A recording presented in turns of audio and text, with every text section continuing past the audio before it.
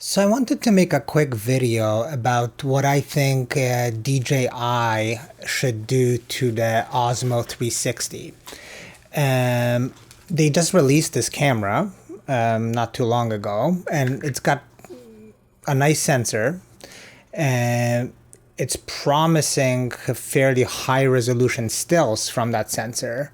But one thing it doesn't seem to be able to do is something that visual effects people love to do with the competitor, the Theta Z1 from Ricoh, which can't touch this camera in terms of video capabilities, but it can do something that this camera can't seem to do right now. And that's basically shooting HDR images and stitching them into an EXR, which is something that's very common in visual effects work. If you want to light your three-dimensional scenes, whether it's in Maya or Houdini or whatever you happen to be using, Blender, and it's such a useful feature that I think there's at least a few thousand purchases by little studios and the like, and individuals that use the Theta camera for this one task, and it doesn't seem like the Osmo can do that, which is a shame because it would actually do a better job given the sensor it has. So here I have the Z1. And what I'm going to do is I'm just quickly going to demonstrate what this feature does. So this will be sort of real time here, and I'm going to just push the trigger here.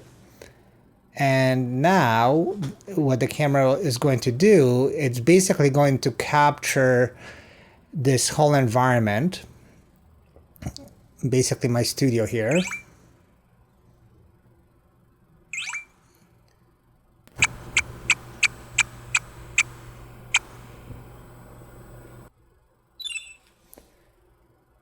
So basically it took 10 exposures.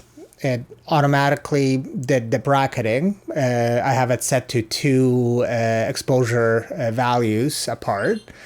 And basically, when you finish with that, you get a EXR image that you can just put into your render engine, and it will basically serve as a light dome. And that's all you have to do. I think it's great, and it makes 3D workflow so much easier.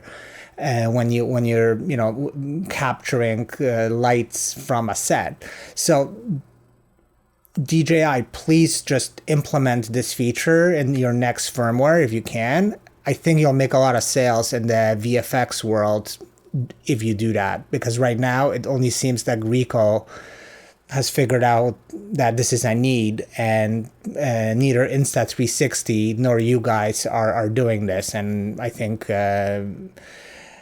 it's needed. And basically this exact implementation, not like some random JPEGs that you need to stitch together, but just give us a ready-made HDR or .exr file. They're standard image formats used in the VFX world, so pretty please do it.